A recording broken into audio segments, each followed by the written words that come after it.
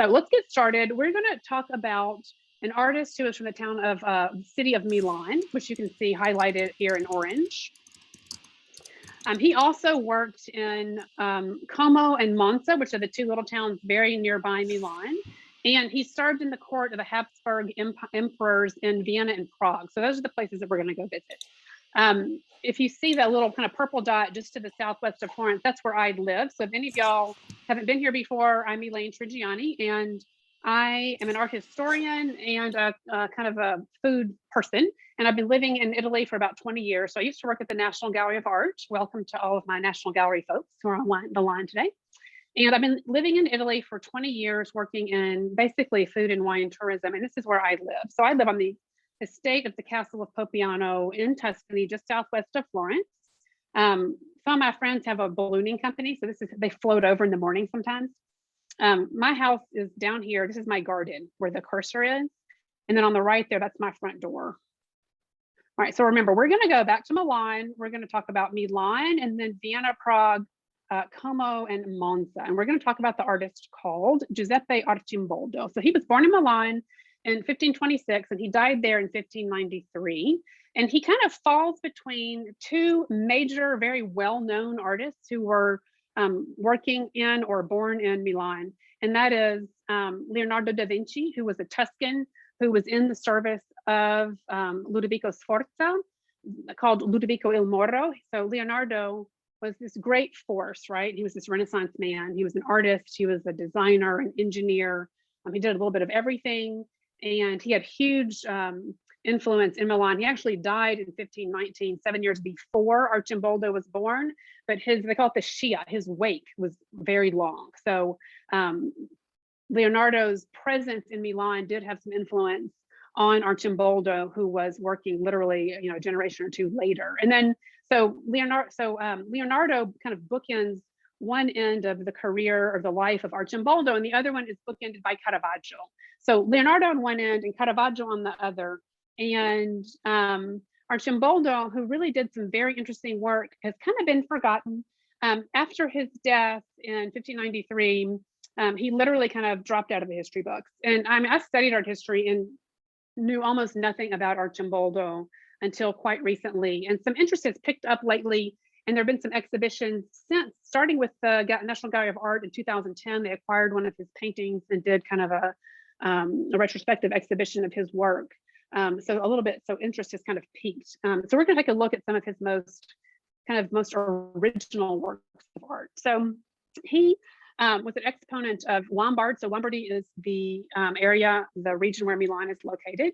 So he is an exponent of their theories of art, natural science, philosophy, and humanism, very much different from what was going on, some of this classicizing type theories of Rome or Florence. And he had this great career with the Habsburg emperors in both Vienna and Prague. So we're going to kind of talk about where he came from and what he did.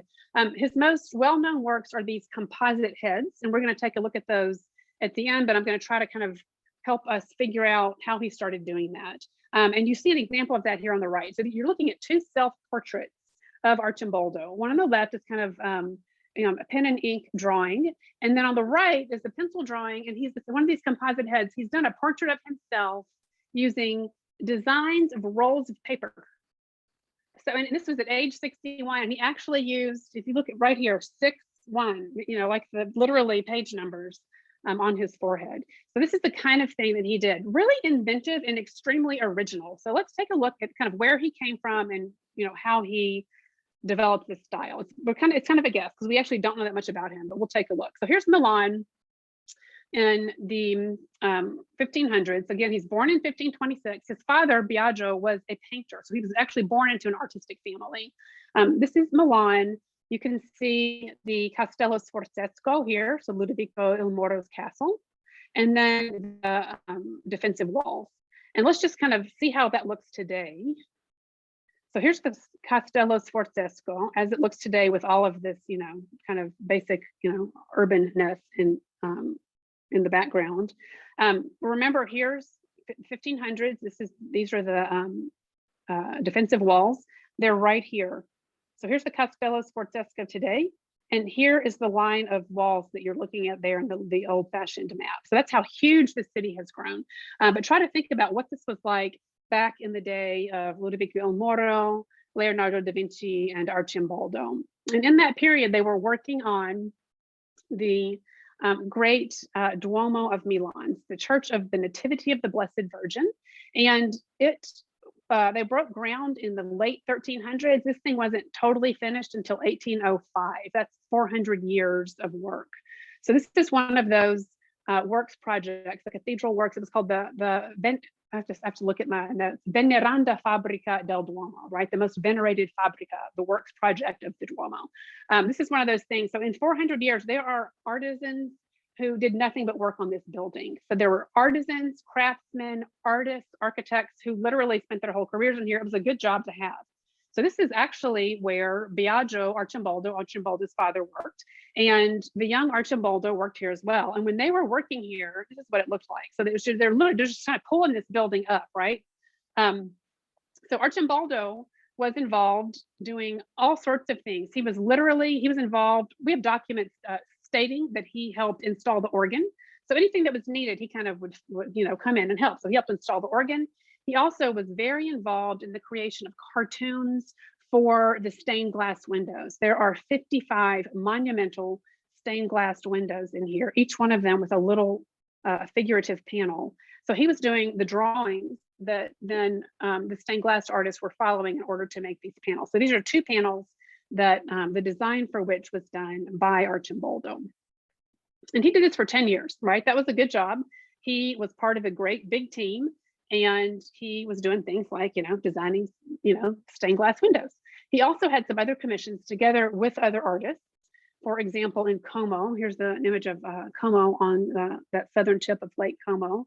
And for the cathedral, which you can see here, he again did the cartoon or the preparatory drawing for an arazzo, which is a big, huge tapestry. And it was the death of the Virgin. You can see that here. And what's really cool about this is you see there was already kind of some interest in studying from life, fruits and vegetables. Look at the bunch of grapes that's hanging there, the swags full of citrus fruit. Again, he was working as part of a team here. Same case here. He actually helped with another artist called Lomazzo. This is Monza, which is mostly known today, I think, for their speedway. This is where Formula Uno is run. In the cathedral here, though, of Monza, together with another artist, Lomazzo, Arcimboldo frescoed the tree of Jesse. So this is sort of the royal genealogy of Christ. So this is what he had been doing. And then all of a sudden, age 36, he is asked to be court painter to the Habsburg Emperor Massimiliano II in Vienna. He's asked to come to Vienna and be court painter. And so the art historical scholars say, what are we missing here? Because he has done nothing to really catch the eye of the Emperor Massimiliano, right? I mean, his work is perfectly nice, but in order to kind of really, attract notice of the Habsburg Emperor, there must have been something else going on. And we're really not quite sure what it is. It may be that he had some private clients that we don't know about. Maybe some things were lost. Maybe they haven't been discovered yet. We're really not sure. But he ends up 1562, age 36, he leaves Milan and he goes to Vienna. And you can see here the Hoffberg Imperial Palace. You can see an interior with a series of portraits, which is one of the things that Arcimboldo worked on. And then on the left, you can see a portrait of Massimiliano II, and then it's his father up above, Ferdinando I. So again, this is Holy Roman Empire, Habsburg, House of Habsburg. They rule most of Eastern Europe, and they're connected to the Habsburgs, who are in sort of another branch of the family, is in Madrid and rules most of Southern Europe. So this is sort of the big, political power in Europe. Maximiliano, very interestingly, was a humanist. He was interested in the natural sciences. He brought in botanists, scientists, in addition to all of the other figures at court, such as artists like Arcimboldo. He established botanical gardens and zoos and was really interested in in natural sciences. His son was also interested in sciences and kind of carried on the tradition of his dad. This is Rodolfo II. He had added a castle at Prague, and Arcimboldo remained coordinator under Rudolph as well, Rodolfo. So again, how does Arcimboldo fit into this? So let's take a look at what was going on in sort of the artistical, intellectual heritage in Milan when Arcimboldo was there. We know he was doing those designs for the tapestry at Como and for the windows in the cathedral in Milan. Let's take a look at sort of what he might have seen and maybe some other works he might have done. So Leonardo da Vinci was there. This is huge, right? So Leonardo was there. Leonardo was in service, as I said, for 17 years for Ludovico Sforza. He left paintings, other works of art. He left, engineering projects, works of architecture. He also left manuscripts and his, drawings of folders. He had a group of people who studied with him and who kind of, carried on his style. So obviously one of the paintings that was there was one of the most famous paintings on the face of the earth, The Last Supper. Another one of his paintings is the vault of the Sala delle Aste. This is a big drawing room in the Castello Sforzesco. And this was done by Leonardo. And one of the major Leonardo scholars calls this an amazing mix of naturalism and formal decoration. So this is, again, Leonardo is sort of the apripista, right? The trailblazer for a lot of this stuff. This is kind of thing that then Maximiliano is going to be very interested in, sort of 50 years later. But here, this it's already in Milan before the year 1519 and before the birth of Arcimboldo. Again, the people who followed Leonardo, who worked closely with him, actually had some of his manuscripts and they had some of his drawings. And they're in Milan. And these are people who we know are friends and colleagues of Arcimboldo. And there are things like this. This is a page from the Codex Atlanticus of Leonardo. You recognize his backwards script. Here is a leaf of sage, and this is not a drawing, this is actually an impression. The leaf of sage was dipped in something that they could actually press onto the page so that it would leave every little vein, right? So they're actually studying the sage, and then you can see, I'm not sure if this is Leonardo or not, because it's written, from left to right, salvia, sage.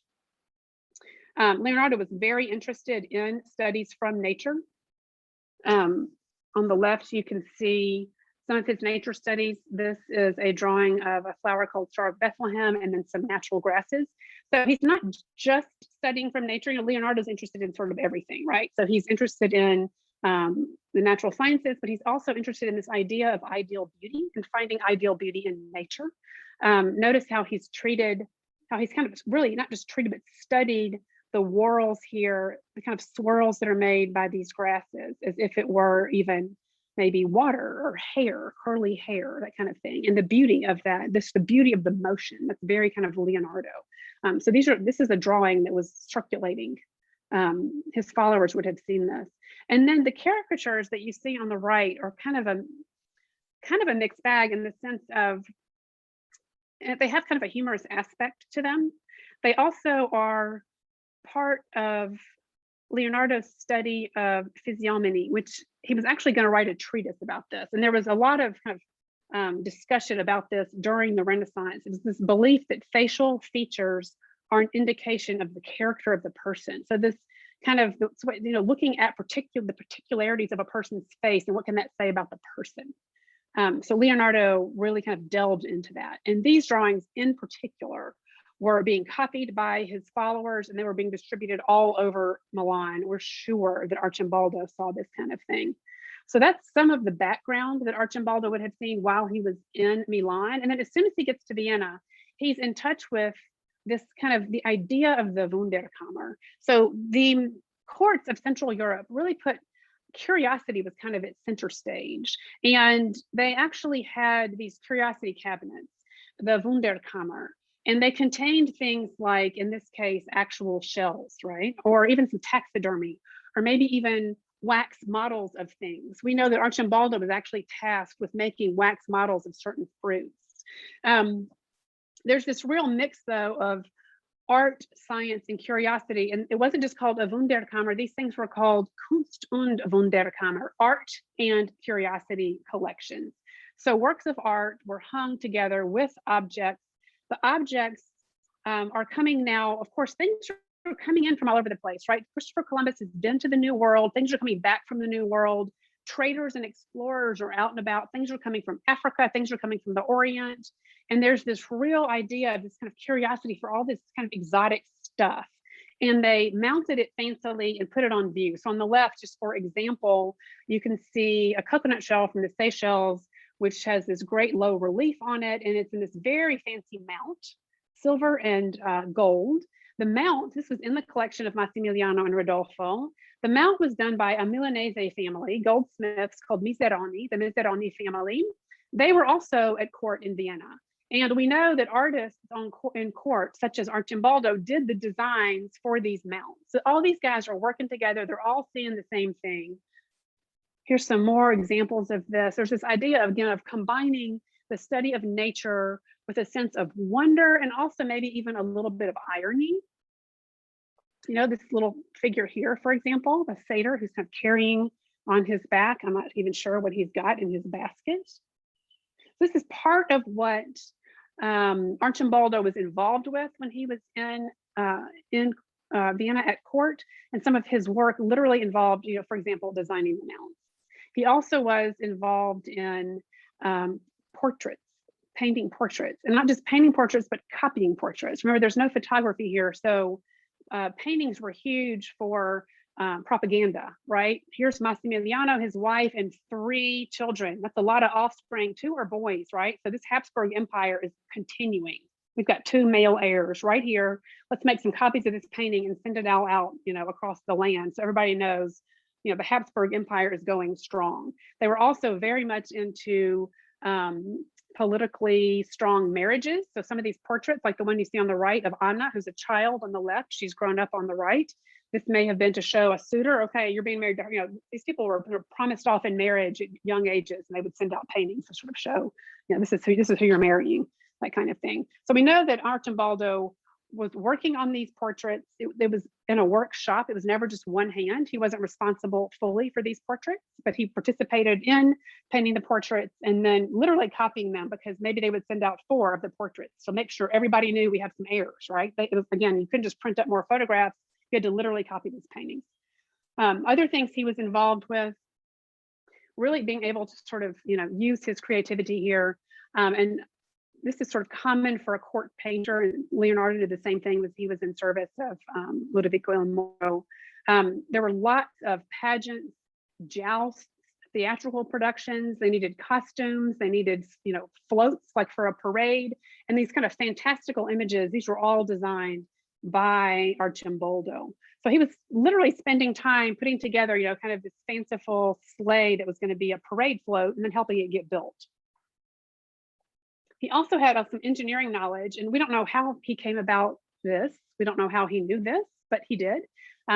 We have 13 different sheets where, in a letter and explanation, where he is explaining, this is late 1580s, this is silk culture and manufacture. So he's explaining how to raise silkworms, how to take the cocoons. You have to get them wet and soak them in order to unravel the threads of silk, how to kind of make threads of silk and then get them ready so that you can actually make cloth out of them. So he really was multi-talented, right? I mean, he was sort of a Renaissance man in the same way that Leonardo was. And they relied on him, and they relied on his knowledge. So again, we have 13 sheets of extremely specific details on, you know, the production of silk.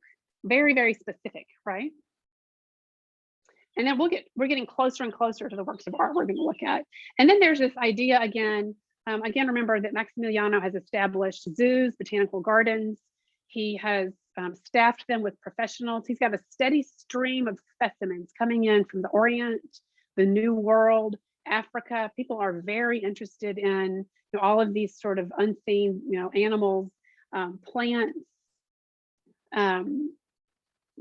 These animals are brought in. They are carefully reproduced in these very sort of careful, again, sort of scientific drawings.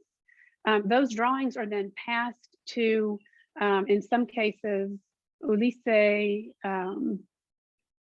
Aldrovrandi in Bologna, and he's printing books on this stuff. So I mean, they're actually cataloging these, the arrival of these species and trying to catalog the species. I mean, again, they're really kind of delving into classifying the natural sciences. But there's always this air of kind of a little bit of fantasy and playfulness. And obviously the sea sirens were somebody's invention. I don't really think they had a sea siren in the zoo.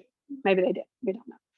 So Arcimboldo is kind of involved in all of this stuff. And again, we're not really sure how he got called to be court painter at age 36 when he'd been just doing some designs for those stained glass windows. But when he gets to Vienna, this is one of the first things that is associated with his name. This is an allegory of spring, and it's one of 4. And he kind of invented this extremely original way of making composed heads. And again, this sort of fits in with the atmosphere at court, right? So the patrons are very interested in artifice, cleverness, symbolism, riddles. Riddles are very common at court. Some of the writers at court were writing verses and even coming up with riddles. I think Leonardo Da Vinci, even in his time in Milan, was actually coming up with these little riddles. So here we have this almost like a puzzle, right? And it's a little bit, even for us, the first time you see this, you're like, okay, that's a person. Like, you recognize it's a profile of a person, right? And you're like, but it's a bunch of flowers. But you really kind of takes you aback a little bit. And you kind of have to zero in on kind of the specific elements. I mean, you can really step back and then you can just zero in on this stuff. So here's some details. And it's just fascinating to me, the way that he literally, it was like putting together a puzzle, and his precision, the incredibly intricate botanical studies. He has definitely studied from life all of these elements. These things are not all in season at one time. He has, he's got records of this stuff, and he managed to put them together in such a just kind of delightful way. I mean, it's a botanical study, and it's kind of a record of the different, species that he's come into contact with, but it's just literally, it's mind-boggling. I love the ear with that earring with that little flower hanging down. Just it's kind of the sweetest thing. There's a little strawberry, and then he loves to kind of stick something in the kind of on the breastplate. Basically, here's there's an iris. The match to spring is summer, and here he's wearing this cloak of this wonderful woven wheat stalks, basically, and they're kind of shiny, and we've all seen that. These people here actually they weave these things. They make little baskets, they make little things. They even make, my friend gave me this for my birthday. She didn't weave it, but I mean, the idea of plucking some wheat stalks, is everybody does this all day, every day, basically, in July. In fact, tomorrow I'm going to a threshing party because that's the time of year we do threshing. So take a look then here at Summer, who, first of all, Arcimboldo signed it here, kind of in the woven bit, which is so inventive and wonderful. And it's so naturalistic. You know how in a basket sometimes there's little spikes sticking out here and there? You can kind of see that here, right? It's not perfect. Some of the pieces kind of broke. And then he's used these fruits and vegetables, which are pretty much common. We know all of them. In Europe, they were almost all fairly common. These, I don't know, this is a hazelnut husk. I don't know that we see that a lot, but that's a hazelnut husk. Look at the peas for the mouth. Is that not the cutest thing? The peas for the teeth. And then he's used things that are actually in this period kind of new. There's an eggplant. Eggplant came in from Africa through Spain into Sicily and then spread its way up.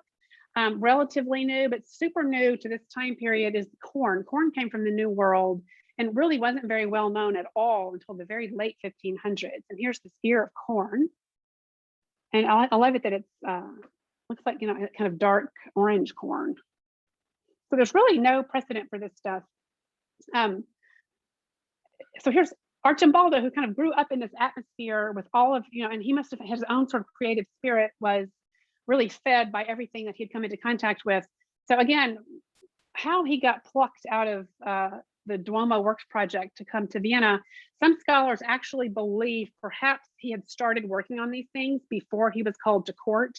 And there are not many, but several copies of these series. So there's 4 seasons and there's 4 elements. We'll take a look at all of them. And they do exist in series of copies, again, because the emperor loved them so much, he put them in his bedroom. And he was also sending them around, again, as propaganda and presents for his allies. And here you're looking at winter and fall. That's a copy of fall, a later copy by Arcimboldo himself.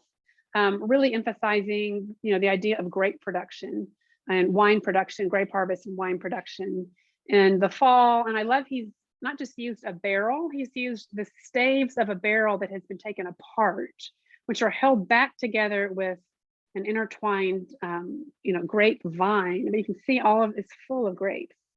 So there's this barrel's kind of been reconstructed and just stuffed full of grapes. And then winter is just sort of, poignant, right? There's just this quietness to winter, which is just kind of this, barren, stubby trunk with, some lichen for a beard and 2 little mushrooms for some lips. And it's chilly, so he's wearing his mantle that was made back in the summer, and he's got the only fruit you can get a hold of in the winter, of course, being citrus. It's kind of ironically just sort of, hanging there off of this, twig sticking out of the guy's chest. So again, these were actually hung in the bedchamber of the emperor together with these images of the elements. And so the elements come from the philosophy of Aristotle, where all matter is made up of 4 elements, right? So earth, water, air, and fire. And that was actually used in medicine. It was still used in medicine in this period. So here on the left, you're looking at earth, which is associated with the melancholy humor, and it's also associated with fall. And here, and we don't know, again, whether or not this was a request of the big boss, the emperor, or if it was just a lot of deference being shown by the artist for the big boss. But he's used lots of symbols of the Habsburg family. And you can see that these both images kind of seem imperial, right? These are imperial allegories of the elements. They both have crowns. Earth has all of these antlers placed as a crown, and then the body is made up of 2 very big symbols of the Habsburg family. One being the fleece, which refers to the golden fleece, the order of the golden fleece. This was kind of their family religious order. And then the lion skin of Hercules. They associated themselves with the ancient god of Hercules. And that's the lion skin of Hercules that you see there, making up the body of Earth. And then water is this wonderful image. 60 different aquatic animals are used to make up the head of water. And they believe perhaps this is sort of almost an imperial allegory of the empress, which maybe so, I don't know. It's kind of cheeky that he actually used the shark's mouth for the mouth. I don't know how the empress felt about that. But she is wearing jewelry, again, all aquatic, right? So coral and the pearls and her lovely pearl earring, and her nose is pretty interesting as well. I'm not really sure exactly what fish that is, but also her eyebrows, hilarious. So again, super inventive. Where on earth this stuff came from? Just the creativity of Arcimboldo. So here is air and fire. Air is a copy. We don't have any of the originals. This is a much later copy. On the left there, you're seeing a figure that is made with a conglomeration of different birds. And again, very much kind of bowing to the symbols of the Habsburg stemma or coat of arms with the peacock, and then almost hidden but not the big black eagle. So that's the kind of symbol of the Habsburgs. And then on the right, fire, which is this great image. The body is made up of, firearms, basically. There's a rifle, cannons. He's sort of making a statement about, the power of the Habsburg Empire. They were also battling with the Ottoman Empire at this time. They, of course, won shortly after this, 1571, the Austrians. The figure is wearing the collar of the Golden Fleece, kind of a direct reference to the Golden Fleece with this chunky pendant that actually has the Habsburg coat of arms on it. And then look at just the face of fire, so beautifully rendered with all of these objects put together. So literally the neck and chin and tongue are, an oil lamp. And then apparently there are these little kind of waxed coating, the mustache, it's kindling coated with wax. You can actually start your fire easily with these kindling bits. The face is a flintstone, and they have these fire starters, which are carbon steel, but if you strike against the flintstone, then you'll get a flame. The fuse for the forehead, I love this crown of flames with the embers. And then look at the eye, just like a candle stub stuck up in there, So really wonderful. It works very well from a distance. And then again, you can just lose, so much time kind of examining each and every element.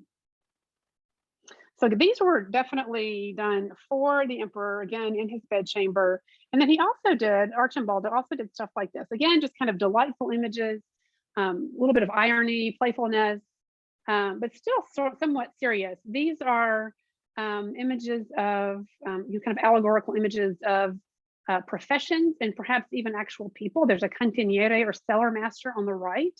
On the left, this is known as the Librarian. It may actually be a portrait of the court historian who was Wolfgang Latzius, perhaps also archivist. It kind of looks like a pile of stuff in an archive. Look at the hand of the guy with the book. So the bookmarks actually form his fingers. Isn't that great? Just sort of never-ending creativity here on the part of Arcimboldo. Later, so he went from service to Massimiliano, to his son Rodolfo. Rodolfo then, of course, had the palace in Prague as well. He was going back and forth between Vienna and Prague. 1585, Arcimboldo asks if he can please go back to Milan. He is ill. We know he has kidney problems. He may have just not been feeling well, and requested, transfer basically. So he is granted his request. He goes back to Milan in 1587, but he's still in service to Rodolfo. So he's painting stuff and he's sending it up to Rodolfo. And some of that are things like this. So this, looks like your innocent bowl of fruit. But again, remember sort of the idea of, the riddle and hidden possibilities. And if you flip this thing on its head, you end up with this image of what's today known as a cook. It's believed actually this may be the god Priapus, his kind of coarse guide, sort of oftentimes associated with sexuality. He's also the god of fertility, therefore, and vegetable gardens. So and he's kind of a coarse figure. So this may be kind of licentious looking lips on this guy. This may be Priapus. A similar thing was done here. Lovely basket of fruit. Turn it upside down, and you have this, great guy with his little hat on. Arcimboldo was kind of proud of these things, and before sending them up to Rodolfo, he actually kept them at his studio. And we have, other artists would come by there, and we actually have documents that other artists came through and were super interested in this stuff that Arcimboldo, who had come back, wealthy. He was given a title at the end of his life, Conte Palatino. So he's come back, he's made a success of himself, he's made some money, he's got a noble title, and here he is in Milan at his own home, still working, for the big court. And he's making these amazing images and keeping them in his bottega for a bit before he sends them off. And we know that people were coming through there. So here's one. This is 1590, just a couple years before his death. This is Vertunno, the Roman god of the change of the seasons. And this is a portrait of Rodolfo in the guise of Vertunno. So we have 4 seasons in one head. Okay, keep that idea in mind. The idea here, though, is specifically the changing of the seasons, but it's all 4 seasons in one head. We've got lots of imperial propaganda, the idea of, the constant changing of the seasons, sort of a never-ending empire again. Also the idea of plenty and prosperity under the Habsburg Empire. This thing eventually was sent off to Rodolfo together with writings from, court poets, kind of glorifying the monarchy, glorifying the emperor, glorifying the Habsburgs. Here we are, some more of his inventiveness. He's got a white mulberry in there for his eye. I love that. And check this guy's teeth out. He's got pomegranate seeds for his teeth. Love that. So one person who was present in Milan in this period was Caravaggio. And Caravaggio actually, this is one of his very early works. He actually lived just a couple doors down from Arcimboldo's studio. We don't have any documents linking those two together, but we do have this early painting by Caravaggio, basket of fruit, Caravaggesque, in that, there's sort of dead, withered leaves and, wormhole in the apple, that kind of thing. But the idea of it, his facility with just even kind of painting the plasticity of the fruits is actually kind of a little bit close to what we see in Arcimboldo. And then Caravaggio goes to Rome. His first position is in the workshop of Cavaliere Arpino, and his job is to paint fruit and flowers. So, this is a workshop again, right? So in these big paintings of whatever religious scene, Caravaggio's in charge of, doing any of the fruit and flowers that appear. So he somehow learned how to paint fruit and flowers when he was in Milan, and we're not really sure how, but it may very well, he certainly was exposed to paintings like this by Arcimboldo. So it looks like Arcimboldo really did have a big influence over the next huge art movement. So the very last painting that Arcimboldo did was this. Again, this is called one head representing the 4 seasons. It's another composite head, all 4 seasons represented. It's quite different from all 4 seasons represented here. Literally, these are separated by a year if. This goes off to Emperor Rodolfo. This was not a royal commission. This is something that Arcimboldo did on his own. He actually gave it to a friend of his, an author. And it's the season that's most prominent here is clearly winter, right? And the idea is that perhaps this is a reflective self-portrait by an aging and sick and very near-death Arcimboldo. And if you look at the figure of the chin and nose, it actually resembles those portraits that we saw at the beginning, you know, that very kind of pointy beard. And I love the way he's done the mouth. I mean, he's really conveyed the idea of an older person who maybe doesn't have all their teeth. You know, how that was, you know, it was kind of that idea of the mouth. Really moving portrait. And then he signed it underneath some peeling bark, Arcimboldo F, right? Fish it. Arcimboldo made this. So this may or may not be a self-portrait, but I kind of like to think it is. And this is this gorgeous painting that was actually acquired by the National Gallery of Art in 2010 when they did a great exhibition that kind of helped bring some notoriety to this wonderful creative artist. So we are going to make some recipes now. We're going to talk about the Italian pantry. One of y'all, this is actually a request from the group. We're going to talk about the Italian pantry. And I decided to kind of put that together with Arcimboldo because he kind of used a little bit of everything. So we're going to just look at a little bit of everything. And we're going to talk about how to stock a pantry and things you can make with what you have in your pantry. So I have just pulled out a bunch of stuff from my pantry, and I'm just going to kind of show y'all my American girl idea of an Italian pantry. And Lorenzo has already made fun of me, so I'm not going to be surprised if Lorenzo makes fun of me again. Okay. So I'm going to kind of run through quickly things that I think of as kind of necessary to have on hand. And y'all who've been following me, these are things that, you know, I use in recipes all the time, right? So first of all, you know, it's Italy, pasta, but not just pasta, long pasta, short pasta. Lorenzo's going to make a dish with some long pasta in a minute. He's actually going into his kitchen. Rice, again, short grain. This is violone nano, but you can also use carnaroli, which is kind of easy to find, and long grain, Uncle Ben's. This isn't Uncle Ben's, but whatever. I'm going to show you all the short grain. So the short grain rice is what we use here for risotto. And today I'm going to make a risotto, but I'm also just going to make a little rice salad. So this is short grain rice. Can you see how tiny those grains are? They really release a lot of starch and make this wonderful, like creamy risottos. And then here's the long grain rice, which tends to separate. This is actually basmati. So, you know, it makes nice separate long bits of rice, and I'll show you all that cooked in a moment. So those are super important to have on hand. Tomato stuff, I have passata. So we've talked about passata a lot in here. This is literally tomatoes that have been they've been cooked slightly to kind of condense the flavor a little bit. And they've been passed through a food mill, which I'm going to show you because it's not really a pantry item, but you need one. The food mill removes skin and seeds. So this is tomato pulp, period. And it will save, you know, all year long. So this way you can have tomatoes for sauces and stuff in the winter. I also use tomato paste, comes in a tube. And some sun-dried tomatoes. I get these in the South, and they're usually kind of dry, and I put them under olive oil myself. And I'm going to show y'all something you can do with that. You can always just pop them in a salad, but you can also kind of make stuff with them. Here is the food mill. Highly recommended. I think I paid $10 for this thing, and it's great for marmalade, jelly, anything you do with tomatoes. Like I said, gets rid of all the seeds and skin. Okay, salt, that's a good one.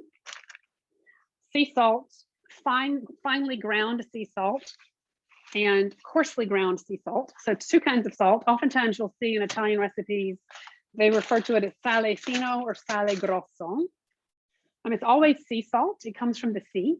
It depends on how you grind it, right? So you end up with these either chunky bits or just, very fine ground salt, right? You put in your salt shaker.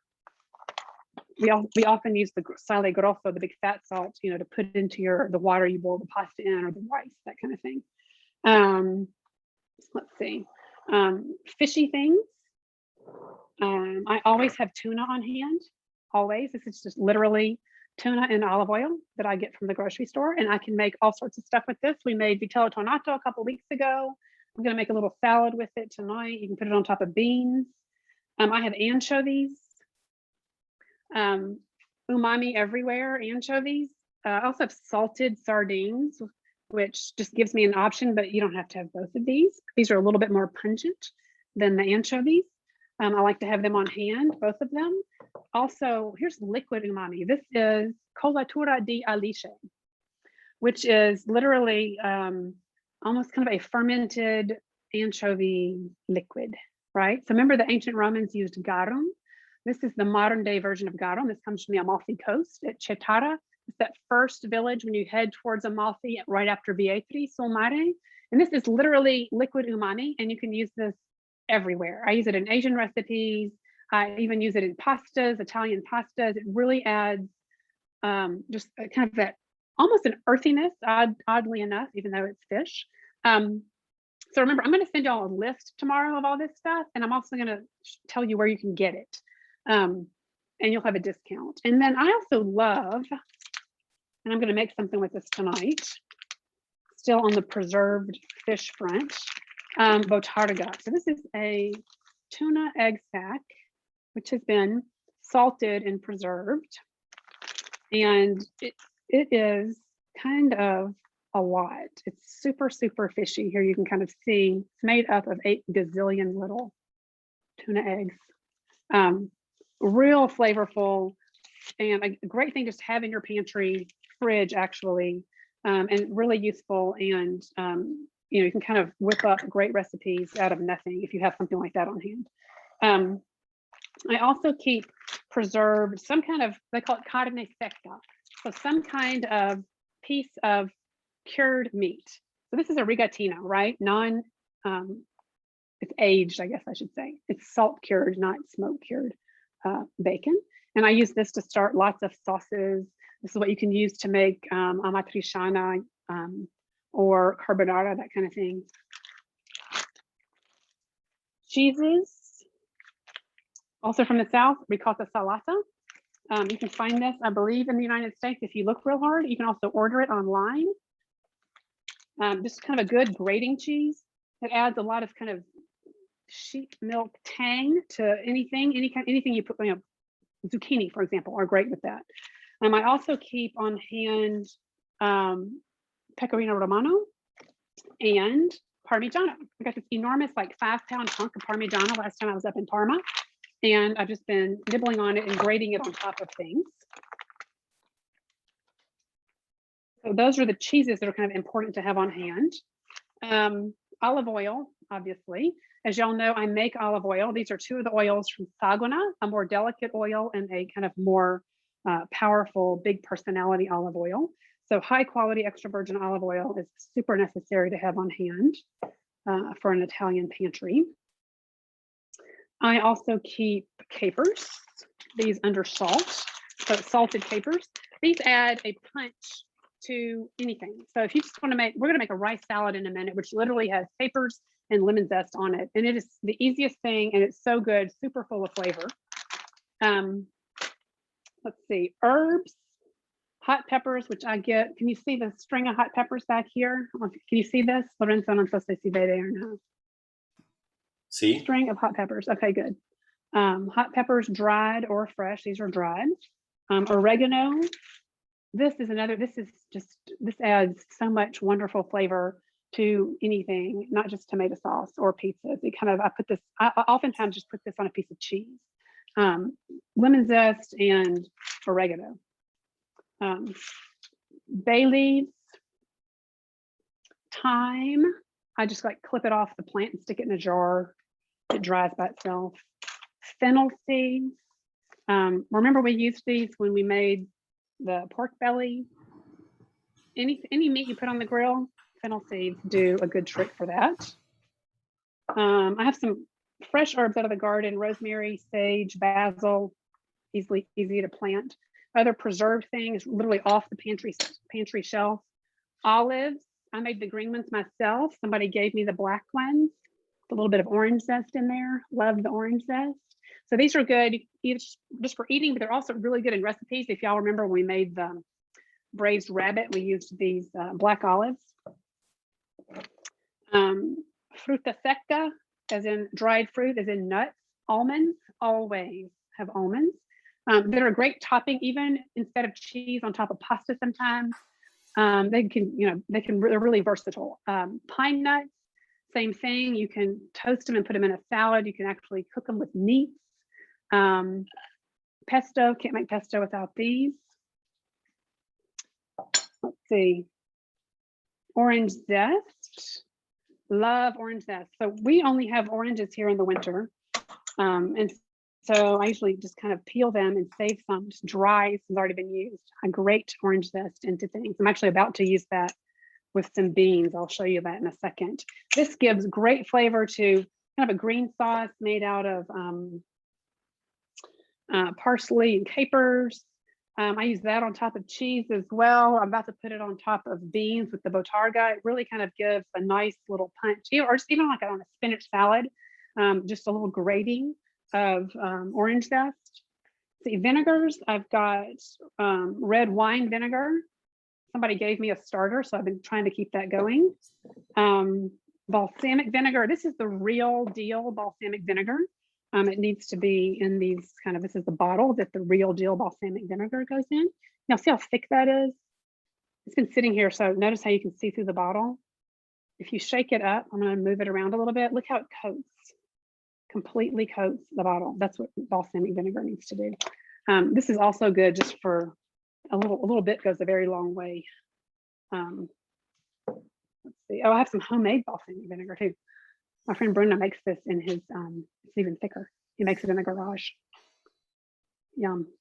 And then let's see, flowers and beans. I have beans, various kinds of dried beans.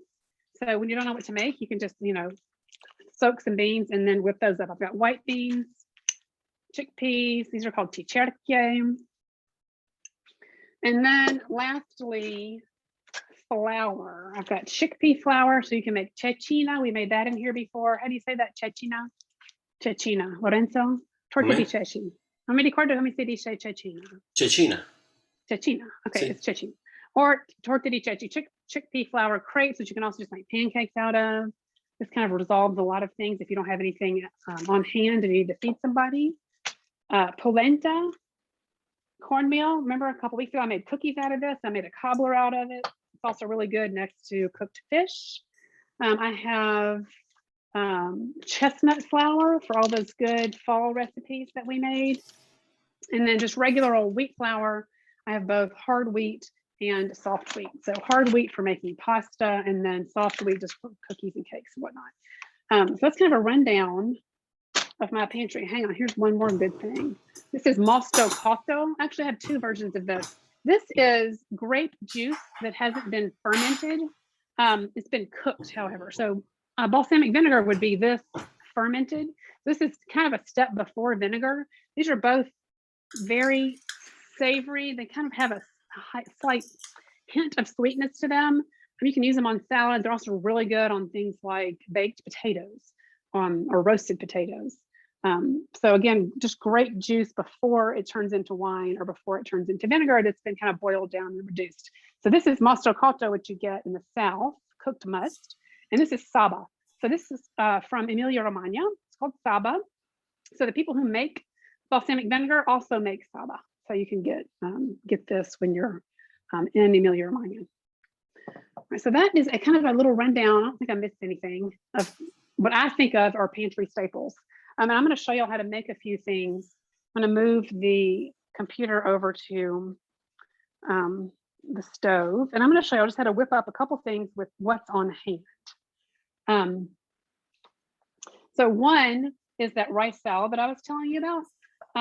So literally just also on hand lemons.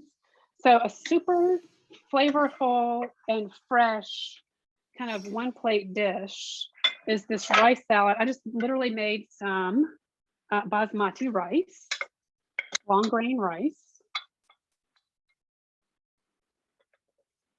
And then this gets kind of dressed with capers, a ton of lemon zest, olive oil, and I'm actually going to put some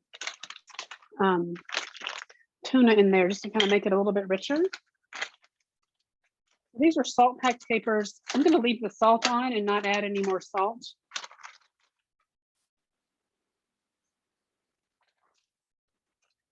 I learned how to do this in Sicily about 100 years ago. I just thought it was the yummiest thing ever.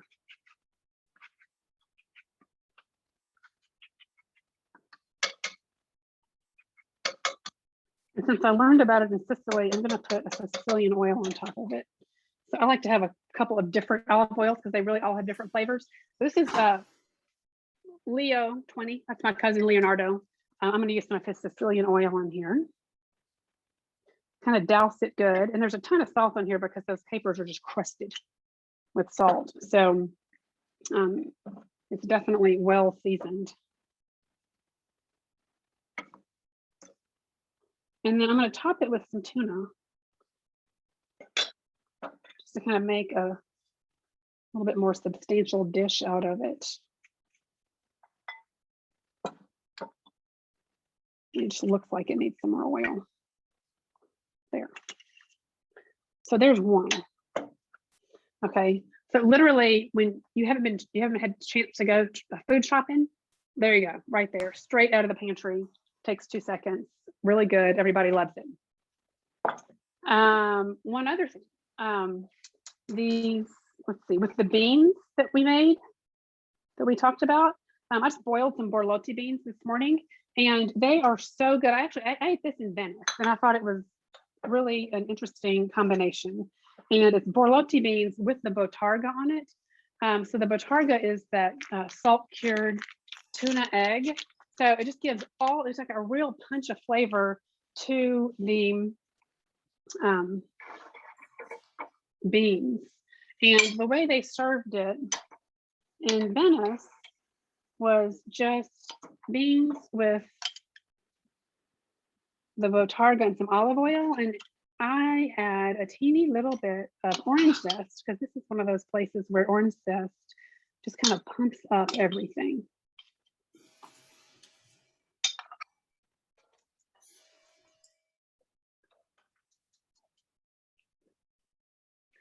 So the bottarga gets grated on the big holes of a grater. It's kind of got this little skin. I'm going to peel that back. Elaine, Joe asked what kind of beans. These are borlotti beans, which are kind of, those beans are kind of, they're big and they're like beige with some red veins in them. You can use any beans really, but I kind of like the big old, they're kind of meaty. The borlotti are kind of meaty. So I'm going to get, hang on, Tuscan olive oil for this. I'm going to use Saguna Lecchino oil. I'm going to also give y'all sources for this. You know, we sold out of oil at Saguna, but there's one last shipment on its way to the United States. So there's 2 places in the US where you can actually still get some Saguna olive oil right now. And then a tiny bit of orange zest. This is one of the most flavorful dishes. It's super healthy and has like no calories whatsoever, except for all that oil I just put on there. But that's good for you. Borlotti. If y'all could smell that, this is just like the yummiest, fishiest, umamiest smell ever. Yeah. All right, I'm also going to make a risotto, and I'm going to get that going, and then I'm going to pass the floor over to Lorenzo. So I have this aunt in Sicily who one time said what I thought was just like made my ears sing. She said, we were making something and we ran out of sausage, and I go, oh shoot, we're out of sausage. And she goes, there's always more sausage. I'm like, yay, that's great. I love that. There's always more sausage. So I always keep a little bit of sausage in the freezer. And I also always keep some chicken broth in the freezer. So with the rice and the chicken broth and a little bit of sausage, you can make a really, really, really nice risotto. So I'm going to do that. I have just kind of crumbled the sausage. I don't know if y'all can see that. Crumbled the sausage and cooked it down. And I want it to be kind of crispy when it's done. So I'm going to remove it. I'm going to leave the fat in here. I'm removing the sausage. It's just plain old Tuscan sausage, i.e. no fennel, just some salt, pepper, and maybe a little bit of wine or something as they do. And I've cooked it with bay leaf and some rosemary. I'm going to leave the little pan drippings in here with the fat. I'm going to toast some short grain rice, and then I'm just going to start adding broth. And while I'm doing that, Lorenzo is going to show y'all the famous late night snack, which is aglio, olio, peperoncino. Lorenzo? See? Hi, everybody. I want to say something to you that the first thing is that it's not normal to have a dispenser like the Elaine one. In Italy, we don't. The Italian man, the Italian male doesn't have a lot of things that Elaine have. For example, we have only one kind of rice and two kind of pasta, two kind of flour. So it's not it's not the same.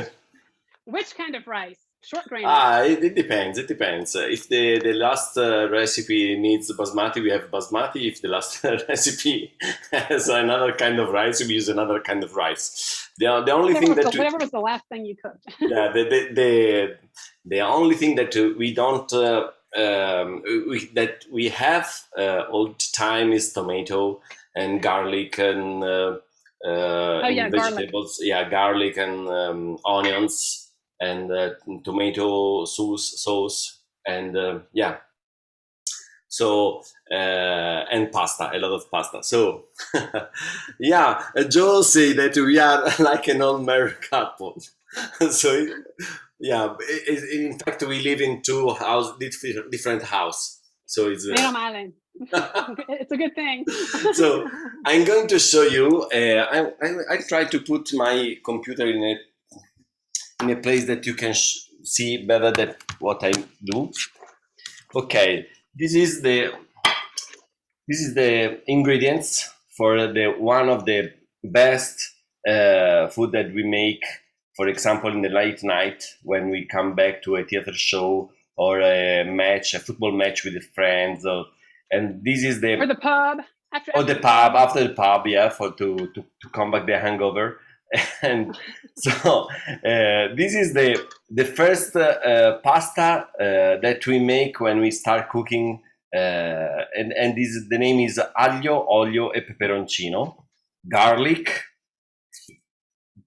fresh pepper, hot pepper, but hot pepper, right? See, peperoncino. You can use also, for example, this kind of peperoncino is dried, for example, or you can use other. And we need only olive oil. I use the Pampero olive oil. No, I use the bottle. I use only the bottle to put of the alcohol that I drink before. So I put the olive oil. So it's very. And Lorenzo has Sagona olive oil also. I have already Sagona olive oil. A lot of Sagona olive oil. So. Lorenzo bought 5 liters of Sagona olive oil, giusto? Sì. Come? Tu hai comprato 5 litri. Yeah. No? Sì. Okay, we have two kind of way to make pasta. For example, in this case, we can make in cooking one with cooking mode and one is not in raw mode. So. The raw is very simple. I show you, and usually we don't make this, but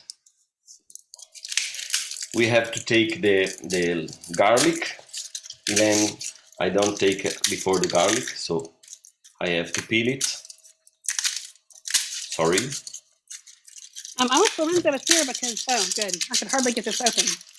Okay. And then tomatoes. Yeah, I show you crunch. and open. And this is the very simple way to make aglio, olio, peperoncino. You put the garlic in the plate and you crunch with the. Well, sorry, it's very big this. And you have to punch with the fork, and you make like a pasta with your fork. Okay, you see? Questo è l'aglio? Yes. Okay. Then we put a little bit of peperoncino, olive oil, and you leave olive oil, peppers, and garlic, and you wait until the pasta is cooked, and then you take off the pasta and put over there. It's very fresh. It's not the garlic doesn't take. We have no risk to. Come si dice bruciare? Burn. To burn garlic, for example. It's better in summer that you don't want to have a lot of fire on. So the other way is more classic. You have to take the garlic and you chop and then you cut.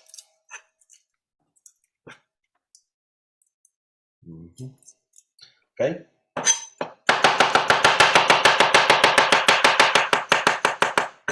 Then you put in the oil. Then now I use my fresh green red peppers. I have in my balcony this, the plant of red pepper. Oh, good. Yeah. I do too, but mine have not made one pepper. 0 peppers. Yeah, I have a lot of one. I'll show you after if you want. A lot of peppers. Okay, so you have to. And then, okay.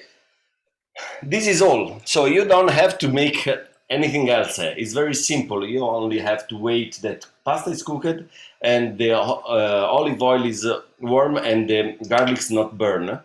And you serve with a very large Parmesan grated portion over there. So it's very simple. I'll show you when pasta is cooked.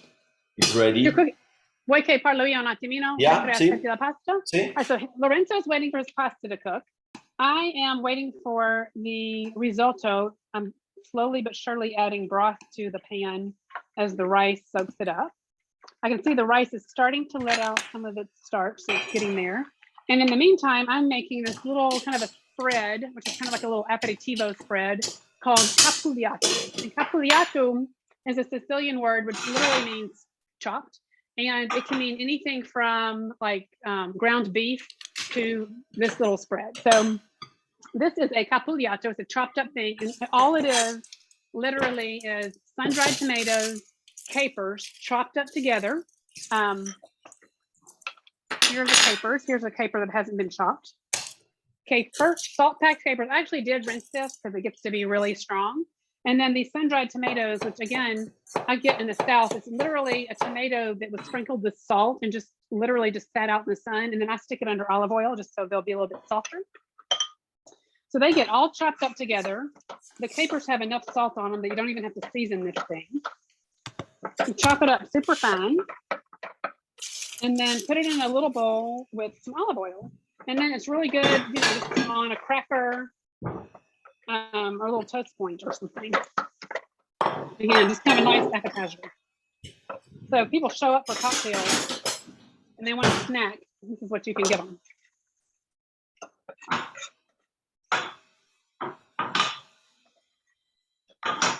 Again, I'm going to use the Sicilian oil on this one.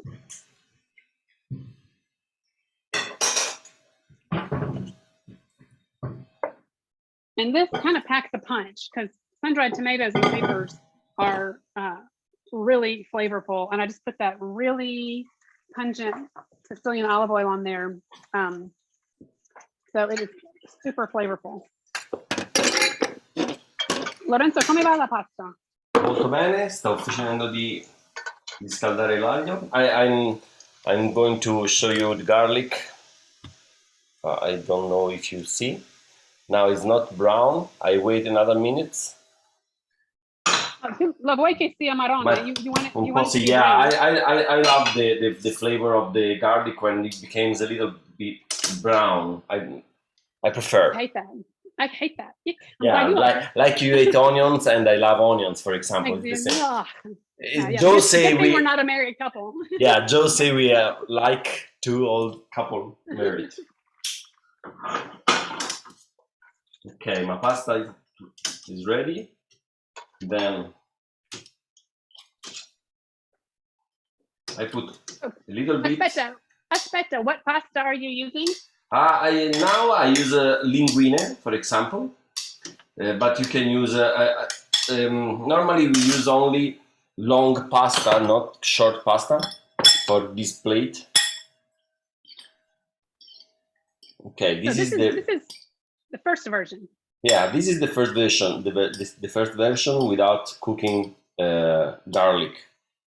But what do you think about putting a little bit of colatura di alice on there? I think it is okay. If you have to make the original one, you have only to use aglio, olio, and peperoncino. So see, but yeah. When they make spaghetti alla colatura di alice, yeah, you make spaghetti alla colatura di alice. Not hard. See, but you start like aglio e peperoncino. Yeah. They also use, but then they put in some this is the parsley and some colatura. Yeah, this is the same the same beginning of carrettiera, the pasta that I love it. Next time I can show you carrettiera that I love it. It's the same, but you use a lot of parsley, for example, and the garlic is very chopped. It's fine chopping. So you see. The garlic became a little bit brown.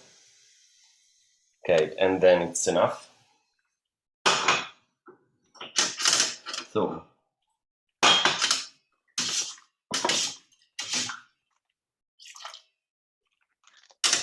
I'm alone tonight. I have a lot of pasta to eat. Yeah. But I'm going to work then. Tonight I'm going to work. What are you working on, Lorenzo? Yeah, I'm going to the Roman Theatre of Fiesole because on Monday I have a show, so I have to prepare the light for the show. So Lorenzo does lighting in the theaters, and he has a production that's at the ancient Roman theater up in Fiesole, which is a very romantic venue, very nice venue for a theater production. I was hoping, Lorenzo, that you were going to say you were working on our videos. Yeah, I'm working on the video also today. I'm trying to publishing some videos for tonight, but I cannot because in those days I have been on the evening I'm going to work. Yesterday I'm going near Siena. 2 days ago I'm in San Casciano near Elaine house, and then in Rome the last weekend. So I have to travel a lot. So, but I try to publish some videos next time. For the next time that we see, you have sure some videos published. Okay, good. So we're on the way. We're on the way to getting some videos up. So yeah, Lorenzo is all day making lampredotto. Yeah. And then 2 lives of Lorenzo. Lorenzo, qualcuno dice, perché non metti la pasta direttamente nella padella? So he's making 2 versions. Yeah. No. There's another reason, because I have a lot of olive oil. So if I take the pasta without drain out the water, we have a very come si dice scoppia l'olio? The oil will splatter all over the place. So he doesn't want to use the oil to be too hot when he adds the pasta in, because he wants a little pasta water in there, which is going to make a nice sauce, but he doesn't want it to splatter. Yeah, I need to drain very better the water, so I have to separate 2 kind of pasta for the 2 different versions of it. So 2 different versions. One is with the difference is not very, is the flavor the difference. You see the brown, of the garlic, for example here.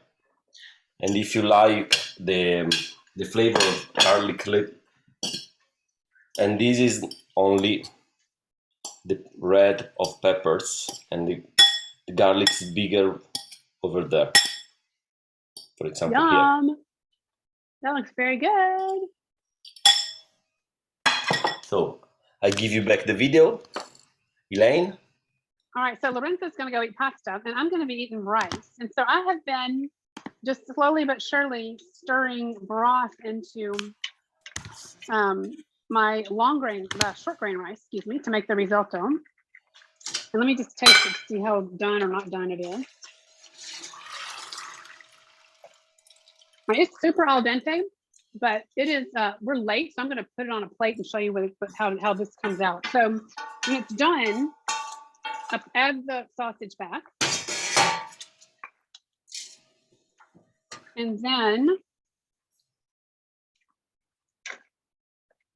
just serve it with a little swirl of olive oil and a large ton of Parmesan cheese. And it is super, super creamy and super, super flavorful. Use a ladle for this. And again, I just use a little bit of rosemary. I'm going to get rid of the stalk, and a little bit of bay just for some extra flavor. So it's kind of got that herbal quality to it. And then my enormous 5-pound chunk of Parmesan.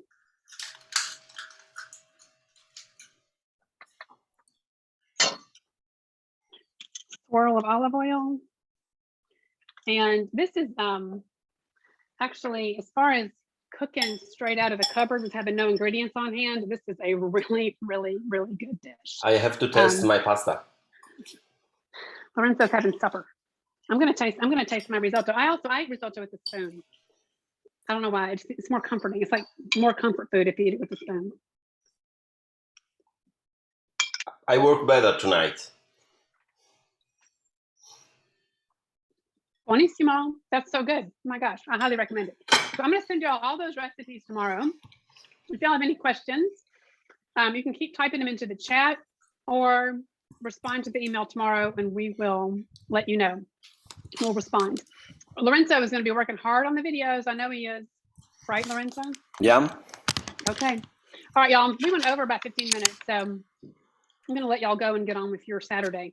But thank you very much for tuning in. It's good to see everybody. Thanks to all my National Gallery friends for tuning in. I hope y'all enjoyed the Arcimboldo segment. And we'll be in touch tomorrow with recipes, okay? Bye. Thank you. It was wonderful. Ciao. Bye. Bye. Bye-bye. Grazie Elaine. Grazie, grazie. Prego. Ciao. Thanks, Lorenzo. Ciao, grazie. Ciao, grazie Lorenzo. Grazie mille. Bravo. Thank you. I will include the aglio olio recipe. Yes, we're going to include that. I send you with FedEx if you want. Yes. Paul say me, send me with FedEx. Grazie. Ciao. Elaine e Prego. Lorenzo. Ciao a tutti. Oh, marito e moglie. No, non è vero. Non è vero. Ma I already have one. Aw. I already had one. I had to be Lorenzo's taken. He's taken. Addio. Ciao. Bye, everybody. Ciao. Bye. Bye-bye.